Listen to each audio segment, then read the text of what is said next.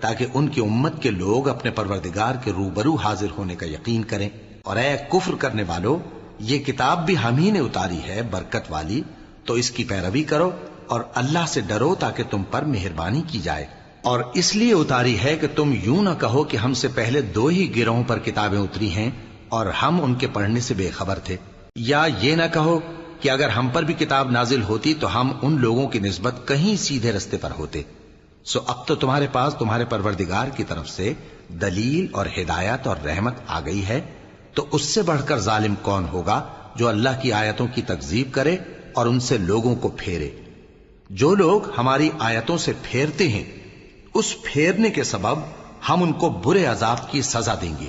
یہ اس کے سوا اور کس بات کے منتظر ہیں کہ ان کے پاس فرشتے آئیں یا خود تمہارا پروردگار آئے یا تمہارے پروردگار کی کوئی خاص نشانی آ جائے۔